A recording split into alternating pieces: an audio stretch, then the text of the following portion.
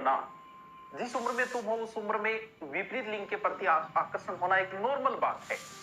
ये हार्मोन्स है जो हर किसी के अंदर होते हैं। 20 से 25 के बीच में हार्मोन्स एक्टिव होते हैं। तुम उन्हें प्रेम का नाम दे रहे हो, ये प्रेम नहीं है, क्योंकि जहां वासना है वहां प्रेम नहीं है। वासना और प्रेम में बहुत बड़ा अंतर है। इस चीज को तुम समझ ही नहीं पा रहे हो। तुम समझ जाओगे तो ऐसी हरकतें ही नहीं करोगे, वरना प्रेम के कभी 35 टुकड़े थोड़ी हो सकते हैं। वासना कभी भविष्य का नहीं सोच सकती कि भविष्य में क्या होगा। जब कभी कई बार होता है रात को रिस्क उठा के जाते हो, तुम कभी सोच ही नहीं सकते कि इसके अंदर क्या परिणाम होंगे। तुम होटल के अंदर जा रहे हो, तुम कभी सोच ही नहीं सकते कि रेड पड़ गई तो क्या होगा। क्यों? क्योंकि तुम वासना से अभिभूत हो। प्रेम अभी हुआ नहीं है तुम्हें। प्रेम तो बाद में होगा। प्रेम होगा तब क्या होगा। प्रेम कभी प्रदर्शन की वस्तु नहीं है।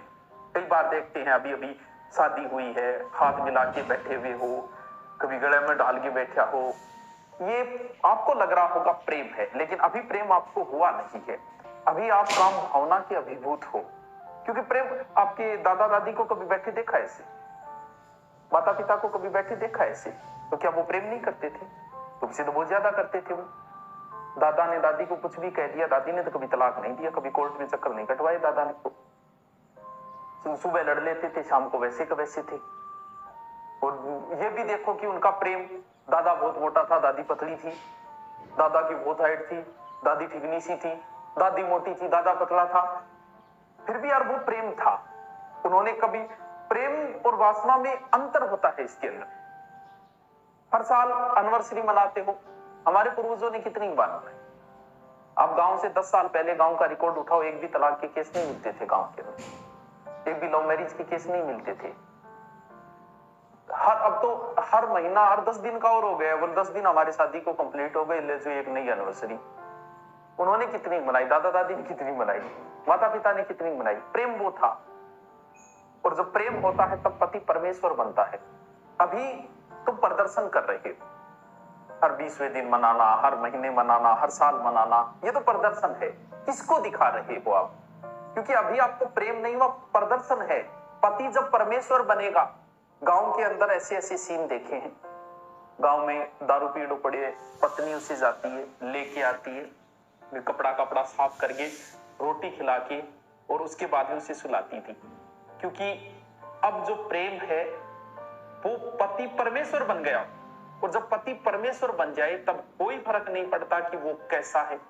इस बात से कोई 10-10 साल विदेश रहते थे, रहते थे, फिर भी पत्नी छोड़ के नहीं जाती थी। क्यों? क्योंकि अब पति परमेश्वर बन चुका है। और जब परमेश्वर बन जाएगा, क्योंकि वासना जब समाप्त होगी तो पति परमेश्वर बनेगा, तब उनसे प्रेम जो होगा, फिर कोई फर्क नहीं पड़ता कि वो 2 साल बाहर है, पत्नी यहां बैठी है, पति कहीं बैठा है, कोई जरूरी नहीं उनको हाथ डाल के बैठे हुए, क्योंकि जरूरी नहीं है प्रदर्शन कहां करना है। वो परमेश्वर बन चुका है। और जब पति परमेश्वर बनेगा ना, उसके बाद पति भले कैसा हो, आपको कभी तलाक के मुकदमे सुनाई नहीं देंगे, भले कैसी ही परिस्थिति आ जाए उसके साथ। हम तो सिर्फ प्रदर्शन कर रहे हैं, दिखावा कर रहे हैं हम लोग, प्रेम नहीं कर रहे। प्रेम तो शादी के 2 या 3 साल बाद प्रारंभ होता है। उससे पहले तो हम लोग अभिभूत, वासना के अभिभूत है, वो समाप्त होने के बाद में। और आप देख लो, जितने भी लव मैरिज हुई है वो अंडर 2 साल के अंदर अंदर टूट जाती है। क्योंकि 6 महीने बाद आदमी शांत, और उसके बाद में शुरू होता है लड़ाई झगड़ा, क्योंकि प्रेम तो था ही नहीं। आपको रिलेशन को 5-7 साल हो गई और आप बहुत बार आपने मुलाकातें भी की है, आप इन चीजों से बहुत ऊपर उठ चुके हो। अब प्रेम हुआ कि नहीं है? जब आप जबरदस्ती, नहीं आज ही मिलना है, मैं आपके लिए आया हूं, कितनी रिस्क ले, अब आप जबरदस्ती कर रहे हो, हर परिस्थिति में मिलना ही चाहते हो, तो प्रेम नहीं है वास्तव में। इस चीज को तुम नहीं समझ पा रहे हो। क्योंकि अगर प्रेम होता तो कोई बात नहीं, कल मिल लेंगे, फिर देख लेंगे, मिलने की कहां जरूरत है, देख लेंगे। वो प्रेम है। वो अगर हो गए, 5-7 साल रिलेशन को हो गए, तब सोचो कि करना है कि नहीं करना। फिर भी इजाजत होनी चाहिए कि बड़े बुजुर्गों का आशीर्वाद होना अति आवश्यक है। अगर उनका आशीर्वाद नहीं है तो तुम जिंदगी के किसी मोड़ पे सक्सेस नहीं हो सकते, ना शादी में हो सकते हो, ना कहीं और सक्सेस हो सकते हो। अभी आपके हुआ क्या कि आप वासना से अभिभूत हो गए, आपको लगा कि आपको प्रेम हो गया। अब आपका चल रहा है, समाज की बंदिशें ऐसी है कि आप इन चीजों को पूर्ति नहीं कर पाए। तब आपको एक ऑप्शन लगा कि क्यों ना शादी कर ले, फिर आप बगावत करके शादी कर लेते हो। शादी के 6 महीने बाद जब आपकी वासना परिपूर्ण होती है तब प्रेम सामने आता है। प्रेम तो था ही नहीं। प्रेम नहीं था तो फिर लड़ाई झगड़े तलाक टुकड़े, इसके अलावा कोई ऑप्शन नहीं बचा। तुम मुड़ के वापस जा नहीं सकते क्योंकि तुम तो बगावत करके आए हो। अब बगावत की जाए कहां, मुंह किसको दिखाएं? अब लड़ाई दंगो, लड़ाई के अलावा लास्ट में वही परिणाम होगा जो परिणाम आप सुनते हो। तुम्हें यह लगता है कि मैं 25 साल की हो गई या 25 साल का हो गया, मैं अपने फैसले स्वयं ले सकता हूं। बिल्कुल ले सकते हो तुम, लेकिन आज तक ऐसा कौन सा कार्य तुमने किया ये बताओ कि जिससे लगे कि यार तुम निर्णय लेने में समर्थ हो। कोचिंग में, स्कूल में, गली में, बस में, बस स्टैंड पे, पड़ोस में कोई मिल गया, मिला है वो तुम्हें और उसे आपने ढूंढ लिया और आपको यह लगता है कि आपने सही वर्ग का चयन कर लिया। मतलब आप इतने बड़े हो गए हो कि आप सही पति का चयन कर सकते हो या सही पत्नी का चयन कर सकते हो। इतने बड़े तो शायद नहीं हुए अभी तक आप। अगर ढंग से आपको भेज देना सब्जी लाने के लिए तो एक आध दिन बीच में गड़ेड़ी लिया होगा, सारी हालत आए और तुम्हें लगता है कि तुम सही पति का चयन कर लोगे। उम्र का अट्रैक्शन है, तुम्हें सुंदर देख के, सुंदर कोई दिख गई या सुंदर दिख गया, लड़का या लड़की जिससे तुम्हें उससे प्रेम हो गया और तुम्हें यह लगता है कि प्रेम ये नहीं, ये वासना से अभिभूत हो। अभी प्रेम तुम्हें हुआ ही नहीं है।